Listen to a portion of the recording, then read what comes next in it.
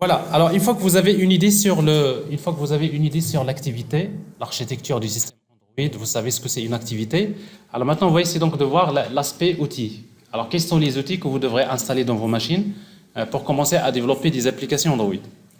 Alors, forcément, la première des choses que vous aurez besoin d'installer dans votre machine, c'est le kit de développement Java. Le compilateur Java, bon, ça c'est nécessaire. Alors, je suppose que pratiquement vous l'utilisez souvent. Donc, vous utilisez la version 8. Bon, la dernière version de Java, c'est la version 11. Mais en tout cas, donc, pour moi, donc, vaudrait mieux éviter les dernières versions du GDK pour ne pas avoir de surprise par rapport aux prérequis que vous avez dans les autres dépendances. Donc, vous avez le lien pour télécharger le GDK 8. Ensuite, il faut installer le SDK Android. Alors, pour installer le SDK Android, donc vous avez soit vous téléchargez le SDK Android, vous l'installez d'abord à part, et après, par la suite, vous installez Android Studio. Ou tout simplement, vous installez directement Android Studio. Alors, si vous installez Android Studio, bon, le meilleur moyen, si vous voulez, pour avoir une configuration, pour ne pas avoir beaucoup de surprises dans vos machines, souvent, le plus simple, c'est d'installer Android Studio. Mais si vous installez Android Studio, quand vous le démarrez, si le SDK Android n'est pas installé, il va vous demander de l'installer. Lui-même, il va le télécharger et après, il va configurer votre système. Mais c'est une opération qui prend du temps. C'est-à-dire il vous faut avoir une connexion Internet qui est bonne. Donc, si vous le faites ici en classe, peut-être ça va marcher. Mais chez vous, peut-être c'est encore mieux, surtout quand vous allez... Peut-être quand vous allez dormir, hein, n'est-ce pas? Vous lancez le... Alors, autre chose, c'est que malheureusement, c'est que l'un des problèmes que vous allez rencontrer quand vous faites le développement natif Android, c'est votre machine. Ça demande assez d'espace mémoire et ça consomme beaucoup de ressources. Donc ça, vous devrez savoir gérer votre machine. Ça ne veut pas dire qu'il faut avoir une machine qui est beaucoup plus puissante, ajouter de la RAM. Oui, si vous avez les bonnes, si vous avez de bonnes capacités dans vos machines, c'est bien. Mais sinon, il faut gérer votre machine. Vous arrêtez ce qu'il ne faut pas, c'est-à-dire tous les services que vous n'utilisez pas, il faut les arrêter. Il faut gérer, il faut regarder votre CPU, quelles sont les applications qui consomment plus le CPU. Et la mémoire, quelles sont les applications qui occupent plus de mémoire? Vous allez vers les services. Tous les services que vous démarrez parfois automatiquement, vous les rendez démarrage manuel. Donc ça, c'est quelque chose avec lequel vous pouvez gérer votre machine qui va vous permettre de développer d'une manière relativement plus correcte.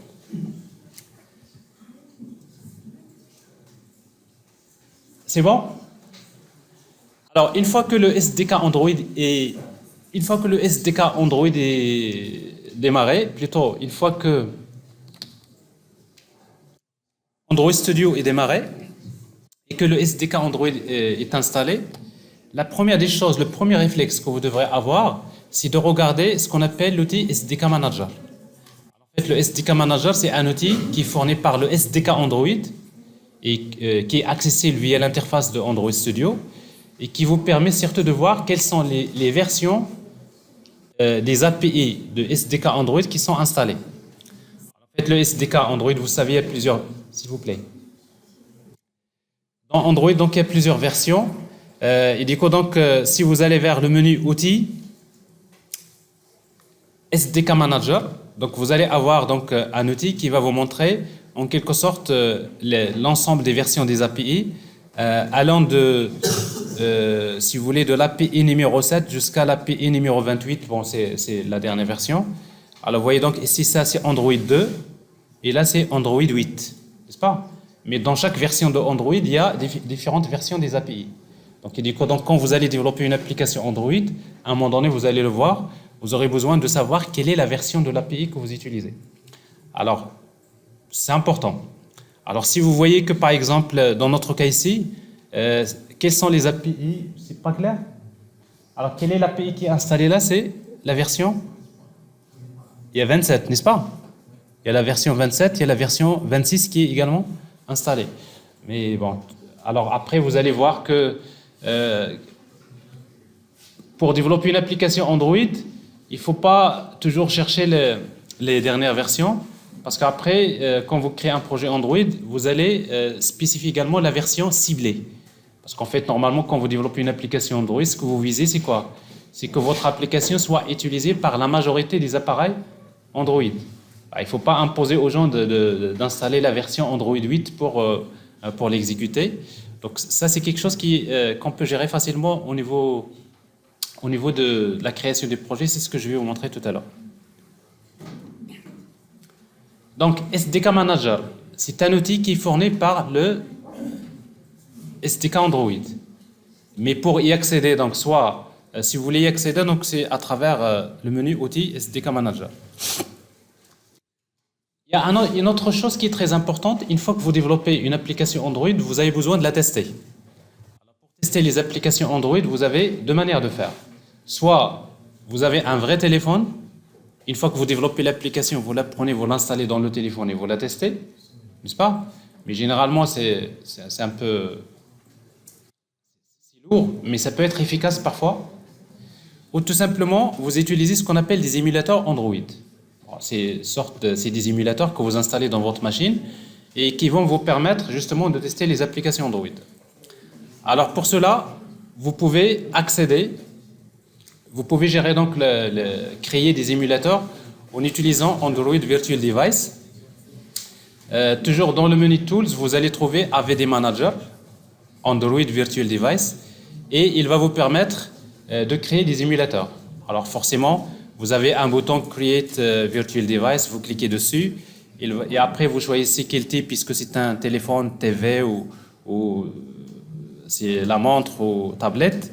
Et après vous sélectionnez le type. Il y a différents types d'émulateurs.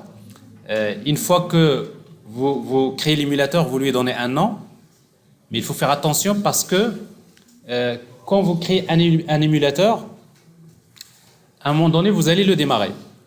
Et vous savez que quand vous démarrez un émulateur, qu'est-ce qui se passe? Je reviens en arrière. Quand vous démarrez un émulateur, qu'est-ce qu'il fait l'émulateur? Il vous crée d'abord un smartphone virtuel. C'est une machine virtuelle, c'est-à-dire c'est la virtualisation des smartphones. Vous savez que pour faire la virtualisation, pour virtualiser les machines classiques, vous utilisez VMware, n'est-ce pas? C'est exactement la même chose. Donc, un émulateur Android, d'abord, il y a une machine virtuelle. Android Virtual Device. C'est-à-dire quoi virtuel? Ça veut dire que tous les composants d'un téléphone Android, il va les virtualiser. Sous forme de composants, c'est des objets. Et après, il démarre une vraie version du système Linux. Il charge les librairies. Il démarre la JVM. Il démarre le framework Android. Il démarre des applications. Ça veut dire quoi? Ça veut dire, ça explique pourquoi ça consomme beaucoup de ressources. Alors quand vous démarrez un émulateur, si vous n'avez pas une machine là où il y a assez d'espace mémoire, et si votre machine n'est pas assez puissante, parfois vous risquez d'attendre beaucoup de temps pour que l'émulateur soit démarré. Alors forcément, l'astuce, la même chose, je disais, si votre machine n'a pas ces capacités, ayez le réflexe, dès que vous démarrez Android Studio, vous démarrez l'émulateur d'abord, parce que quand vous le démarrez, il faut attendre 5-10 minutes parfois pour qu'il soit démarré. Vous le démarrez d'abord et après vous commencez à développer. Alors comme ça, le temps qu'il va démarrer complètement, vous avez déjà créé votre application et quand vous allez la tester, vous avez l'émulateur qui est déjà démarré.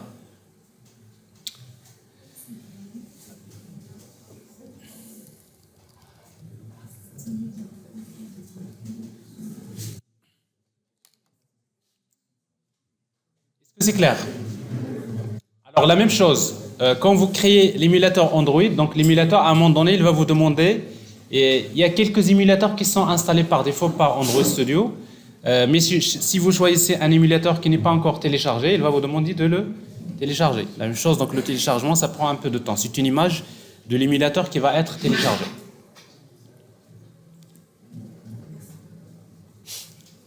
Alors après, une fois que vous avez donc ces idées-là, vous allez commencer à créer votre premier projet Android. Donc pour cela, donc, vous allez principalement fichier nouveau projet. Alors vous créez un projet En fait, quand vous créez le projet, donc vous allez spécifier des informations sur le projet. D'abord, le nom du projet. Vous spécifiez le nom de domaine de la compagnie, c'est-à-dire de l'entreprise. Donc ça, vous pouvez choisir un domaine quelconque, peu importe, qui vous concerne. Alors ensuite, vous allez choisir dans une application, dans un projet Android, il va vous créer une activité. Il va vous créer minimum une activité. Après, vous pouvez choisir le modèle d'activité que vous pouvez choisir. Alors, dans notre cas, dans un premier temps, on va utiliser empty activité, c'est-à-dire une activité qui est vide.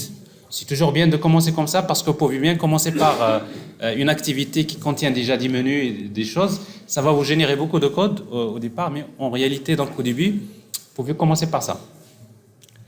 Et après, next, et après vous spécifiez, vous gardez les paramètres par défaut, le nom de l'activité.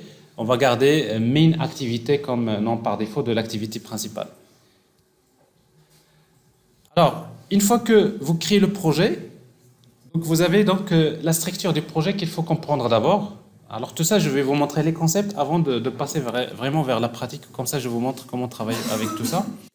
Alors, un projet Android, donc c'est quoi? C'est un projet basé sur un outil qui s'appelle Gradle. Vous savez que dans les gens qui travaillent avec Java, pratiquement Java J2E d'une manière générale, vous avez à un moment donné besoin d'utiliser un outil qui permet de gérer le cycle de vie du projet. Donc un outil qui permet d'automatiser la compilation, les tests unitaires, de télécharger les dépendances du projet. Alors dans la technologie Java, il y a deux outils qui sont connus. Le premier c'est Maven. Alors on va beaucoup l'utiliser dans le prochain projet dans J2E. Alors faites Maven si vous voulez juste entre parenthèses. Vous savez que parfois quand vous travaillez dans une application Java, parfois vous avez besoin d'une librairie, n'est-ce pas? D'une bibliothèque. Alors ce que vous pouvez faire si vous voulez travailler avec une librairie, vous cherchez le jar, les jars de la librairie, vous les ajoutez dans votre projet manuellement et après vous pouvez les ajouter aux classes path du projet. Le problème, si vous voulez faire tout ça manuellement, à un moment donné, vous allez avoir beaucoup de librairies à gérer. Et du coup, donc, à un moment donné, vous allez rentrer dans des complications, des versions. Vous utilisez une version d'un jar qui marche pas bien avec la version d'un autre jar. Alors, pour éviter ce genre de problème, vous pouvez utiliser ce qu'on appelle un projet Maven. Et quand vous créez un projet Maven, ça veut dire que vous avez un projet dans lequel vous avez un fichier qui s'appelle pom.xml, un fichier XML. Et à chaque fois que vous voulez une bibliothèque, ou bien une librairie, ou bien une dépendance, il suffit de la déclarer dans le fichier pom.xml. Et une fois que vous enregistrez le fichier, qu'est-ce qu'il va faire Maven? Maven, il va regarder dans votre machine si cette librairie existe, il va l'ajouter aux classes path. S'il n'existe pas, il va se connecter à Internet, il télécharge les librairies, et après, il va les mettre dans votre machine quelque part dans ce qu'on appelle le repository local. Mais en réalité, un outil comme Maven, il ne fait pas que ça, parce qu'il permet de gérer les dépendances d'un projet. Alors pour les gens qui travaillent avec JavaScript, vous utilisez quel outil? NPM, n'est-ce pas? NPM, c'est pour gérer les dépendances dans un projet JavaScript. Mais en réalité, un outil comme Maven, il permet d'automatiser les opérations du cycle de vie de projet. C'est-à-dire que si vous voulez compiler le code source de l'application, vous faites appel à la commande Maven. Maven, il va compiler le code source. Vous voulez exécuter les tests unitaires, vous appelez une commande de Maven qui permet d'exécuter les tests unitaires. Vous voulez générer le jar ou bien le war de l'application, c'est Maven qui va le faire. Vous voulez déployer le projet dans le serveur, vous utilisez Maven. Ça veut dire quoi? Même vous voulez générer la documentation de votre projet, c'est Maven qui va le faire. Alors ça, c'est entre parenthèses, juste Maven, c'est un outil que nous allons utiliser dans nos applications Java J2E, forcément, obligatoirement. Et surtout, pourquoi je vous parle de Maven en premier lieu? Parce que avant Gradle, c'est Maven d'abord qui était connu, qui était utilisé. Mais après, il y a un autre outil qui fait la même chose que Maven. Alors cet outil-là également, ça s'appelle Gradle. Alors Gradle, c'est pareil. Donc c'est un outil qui permet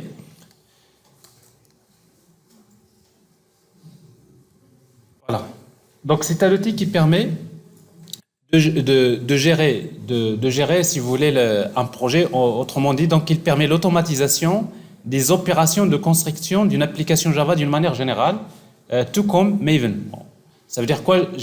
Faire l'automatisation de construction du projet, automatiser la compilation, c'est lui qui va compiler le code source, c'est lui qui va lancer les tests unitaires pour vérifier est-ce que les tests unitaires marchent, quels sont les tests qui échouent, quels sont les tests unitaires qui passent. C'est lui qui va générer par exemple le bytecode, etc. Notamment pour l'application Android, il va générer le APK.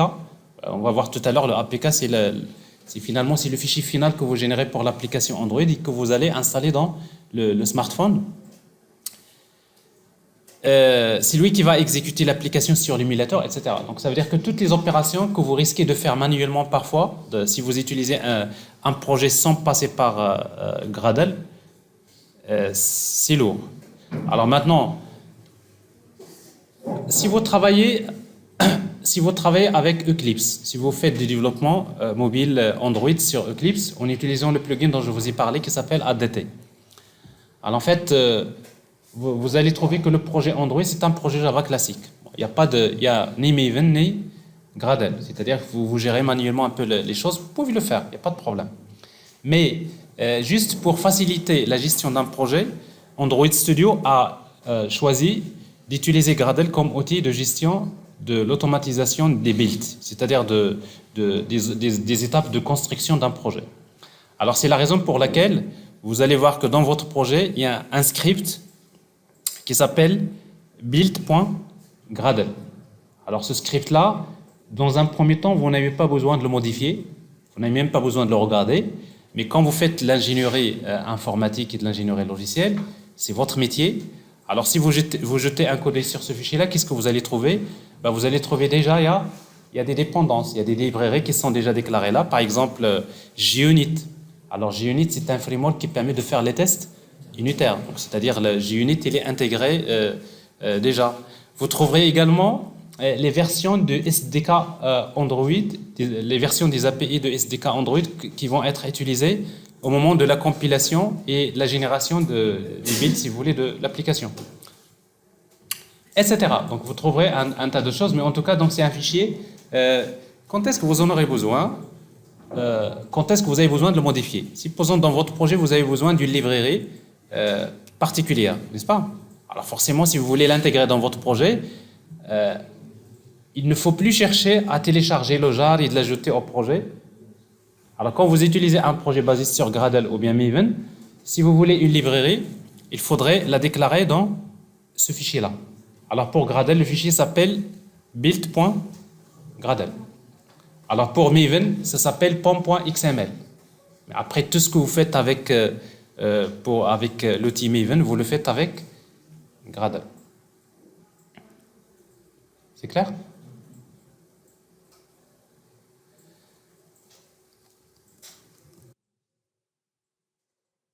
Alors maintenant, dans votre projet, vous allez trouver un certain nombre de composants. Alors, vous allez trouver donc forcément dans le Android, donc vous avez le dossier Android, en fait, c'est-à-dire la vue, parce qu'en fait vous savez que ce que vous voyez là, c'est pas la structure de tous les fichiers. Alors si vous choisissez donc la vue Android, vous allez voir que les composants sont structurés d'une manière relativement, c'est-à-dire ils vous montrent que les éléments nécessaires, importants pour l'application Android. Alors qu'est-ce qu'on voit là? On voit dans le dossier Java, vous allez trouver les classes Java. Alors principalement, il y a une seule classe qui est créée pour le moment, c'est le fichier mainActivity.java. Alors c'est quoi mainActivity.java? C'est l'activité principale de votre application. Donc principalement quand vous démarrez votre application, l'activité qui va s'exécuter c'est mainActivity. Vous trouverez également le fichier example unit test. Alors dans lequel vous allez trouver juste un simple exemple d'un test unitaire basé sur JUnit. Il ne fait rien, c'est juste si jamais vous voulez créer des tests unitaires avec JUnit, vous pouvez l'utiliser. Il y a également un autre exemple de fichier qui s'appelle example instrumented test. Alors la même chose, c'est un fichier qui permet de faire un test unitaire, mais cette fois-ci en utilisant Android Unit, JUnit.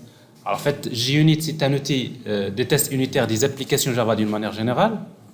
Et Android JUnit, donc c'est une version qui est basé sur JUnit et qui permet de tester les applications Android. Alors, il y a des fonctionnalités dans Android que vous pouvez tester. Il vaudrait mieux utiliser donc, ces tests basés sur Android JUnit si vous voulez. Alors, ça, c'est le côté Java. Alors, côté, il y a un dossier ressources. Alors, quelles sont les ressources que vous allez trouver? Alors, vous allez d'abord trouver des ressources XML. Alors, je le disais tout à l'heure, quand vous démarrez une activité d'abord, c'est une classe Java, n'est-ce pas? Mais cette classe Java, quand elle démarre, elle a besoin d'afficher une vue. Et pour créer les vues dans Android, il existe deux manières de le faire. Soit écrire des codes Java, comme vous le faites avec Swing, avec JavaFX, etc., n'est-ce pas? Vous créez des classes, vous pouvez faire tout ça avec du code Java, ce qui est déconseillé parfois dans des situations. Et parfois, dans des situations, ça devient pratique. Mais dans la majorité des cas, c'est que les vues, vous pouvez les rédiger en utilisant des fichiers XML. Alors, c'est ce qu'on appelle les layouts. Alors, je vais revenir en détail sur comment construire les vues basées sur XML.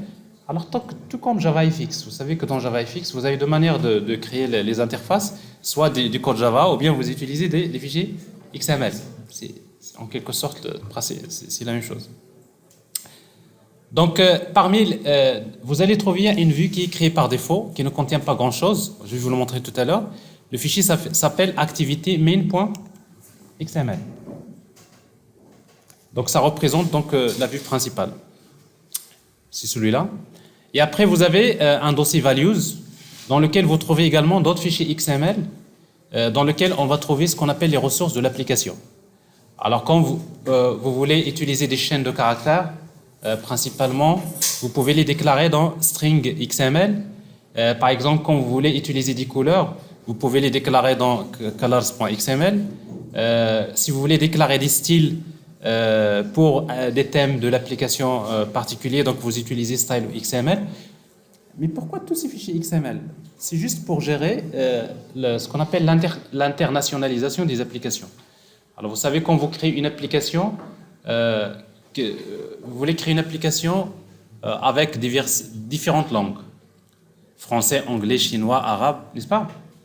Problématique, c'est-à-dire que tout ce que vous allez écrire dans la vue, il ne faut pas écrire du texte, mais plutôt vous appeler des constantes, n'est-ce pas?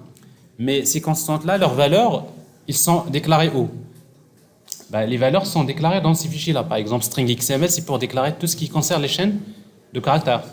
Alors après, vous allez voir qu'au moment de l'internationalisation, c'est plus simple. On va créer un fichier string XML pour l'arabe et un fichier string XML pour le français et un fichier string XML pour l'anglais et un autre pour le chinois. Donc là, on change, on spécifie les informations et le problème est réglé. Parce que automatiquement, dès que l'utilisateur installe son application, le système Android, il détecte la langue et dès qu'il détecte la langue, il sait quelle est la version du fichier XML qu'il va utiliser, donc en fonction de la langue.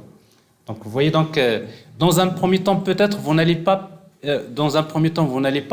obligé d'utiliser ça, mais à un moment donné, donc nous allons voir que c'est très important pour structurer le contenu de l'application. Et après il y a également un dossier Drawable dans lequel vous allez trouver les ressources graphiques, notamment vous trouverez les images de l'application. Donc, toutes les ressources que vous utilisez au sein de l'application. Alors, je vous ai donné en quelque sorte une idée sur juste les grands éléments de l'application. Mais il faut que je vous parle également d'un fichier qui est très important dans un projet Android. C'est le fichier Android manifest.xml. Alors, le fichier Android manifest.xml, c'est le premier fichier qui va être lu par le système Android au démarrage de l'application. Alors, vous allez le trouver dans la catégorie manifeste. Hein, okay. Alors, en fait, ce que vous voyez là, donc, c'est le contenu du fichier qui est généré par défaut. Alors, qu'est-ce qu'on trouve dans le fichier Android manifest XML? C'est là, on va déclarer les différents composants de l'application Android.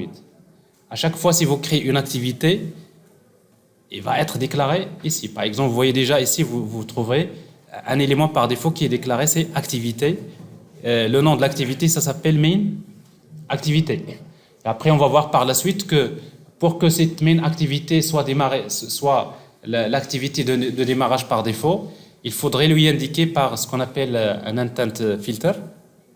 Vous voyez donc le nom de l'action, c'est main, et la catégorie, c'est launcher, c'est-à-dire c'est en fait un intent qui permet, c'est-à-dire c'est comme si vous dites à cette activité-là, tu acceptes que de recevoir. Rappelez-vous les intents dont j'ai parlé tout à l'heure. L'intent, c'est quoi? C'est le message. C'est que en réalité, c'est que les activités à un moment donné, ils vont recevoir des messages, n'est-ce pas?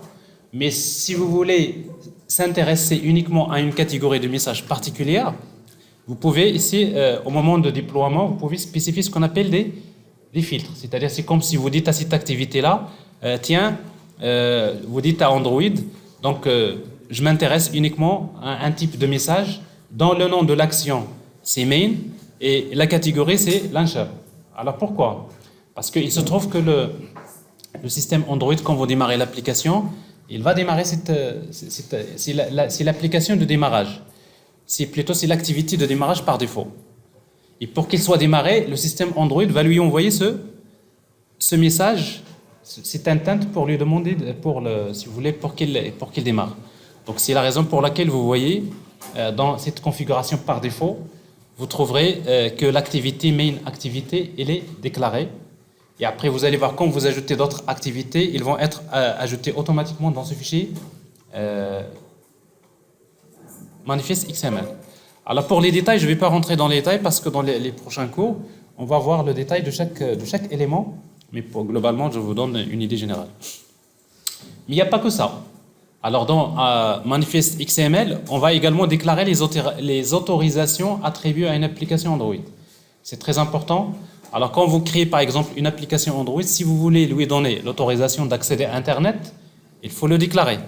Si vous voulez lui donner l'autorisation d'utiliser le GPS, il faut le déclarer. Donc ça, d'ailleurs, si vous remarquez quand vous installez des applications mobiles dans vos machines, ben, il vous dit, cette application demande d'accéder, il y a une liste d'autorisations. Alors toutes ces autorisations sont déclarées dans le fichier manifeste.xml. Et après, c'est l'utilisateur qui décide, oui, j'accepte, etc. Comme ça, vous lui donnez le droit. Donc ça, c'est important pour des raisons de sécurité. Donc Android a pensé à cette manière de gérer donc, les autorisations d'accès. Est-ce que c'est clair? Alors si vous faites la comparaison entre une application web J2E, vous voyez donc une application web J2E au démarrage, Tomcat, le premier fichier qu'il va lire, c'est le fichier web.xml, n'est-ce pas? Alors c'est presque la même chose. Donc, ici donc Android Manifest, le premier fichier qui va être lu par le framework Android au démarrage d'une application, c'est le fichier Android Manifest. Alors dans ce fichier-là, vous allez également trouver par la suite la version de SDK utilisée et la version cible de l'API SDK, etc. Est-ce que c'est clair? Il y a également une classe qui se trouve dans les coulisses et que peut-être vous n'allez pas voir directement et qui est très importante dans le mécanisme des applications Android. C'est ce qu'on appelle la classe de ressources. Cette classe-là s'appelle R.java. Alors c'est une classe qui est en lecture seule. C'est-à-dire que vous n'allez jamais la toucher. Même si vous tentez de la modifier, le système ne va pas vous autoriser. C'est-à-dire l'environnement de Android Studio ne va pas vous autoriser. Alors en fait, cette classe R.java, qu'est-ce qu'elle fait? Il contient, c'est une classe statique qui déclare tout simplement un ensemble de constantes, c'est des constantes, et ces constantes-là, elles sont associées à l'ensemble des ressources que vous utilisez dans l'application. Pourquoi? Quand vous écrivez des codes Java, vous voulez manipuler par exemple une zone de texte, n'est-ce pas? Alors, la zone de texte, vous l'avez créée dans le fichier XML. Et quand vous l'avez créée dans le fichier XML, vous lui avez donné un nom, n'est-ce pas? Alors, principalement, qu'est-ce qu'il fait le système, le plugin de Android Studio? À chaque fois que vous créez une ressource dans les vues, notamment, quand vous créez des ressources dans l'application, automatiquement, il déclare une variable dans la classe R.java. Il déclare une variable dans la classe R.java. Et il va lui donner une valeur. Et cette valeur-là, c'est un identifiant qu'il choisit aléatoirement. Alors ça veut dire que tout simplement la classe R, on y trouvera, à travers la classe R, je peux accéder à l'ensemble des ressources qui sont déclarées dans l'application Android. Alors Tout à l'heure, on va voir comment l'utiliser. Mais c'est une classe qui est en lecture seule. Si vous voulez la voir, vous n'allez qu'à aller vers le dossier build generated source R et vous allez vers le package de votre application, vous trouvez la classe R. Alors si vous regardez maintenant la classe main activité qui est générée par l'application Android, ben, vous allez trouver ça tout simplement. Main activité extend quoi? App compact activité. Bon, en fait, app compact activité elle-même, c'est une activité, c'est une classe qui hérite de la classe activité. Bon. Alors ici, donc, vous voyez donc on redéfinit la méthode onCreate. Alors quand vous redéfinissez la méthode onCreate, il faut toujours faire appel à super.onCreate. Pourquoi? Parce que quand le système Android appelle la méthode onCreate, j'ai déjà expliqué ça, et il se peut qu'il lui transmet le bundle qui représente le dernier état sauvegardé de l'état de l'application Android. Donc, il dit quoi? Donc, si quand vous faites super.onCreate, c'est une manière de restaurer. Vous appelez la méthode onCreate que vous héritez de la classe activité.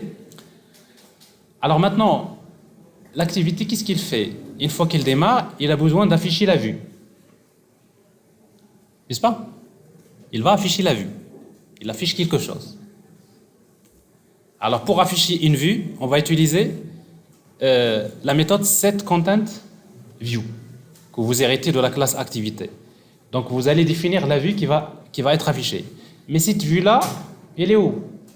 Ben, tout simplement, pour accéder, comme je disais tout à l'heure, toutes les ressources que vous utilisez, elles sont déclarées dans la classe R.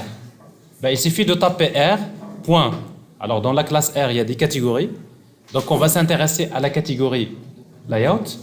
Et après, vous mettez point Activity Main. Alors, en fait, Activity Main, c'est quoi? C'est le nom de la variable qui est associée à la vue qui s'appelle ActivityMain.xml. Donc, ça veut dire que dans votre projet, vous avez un fichier qui s'appelle ActivityMain.xml.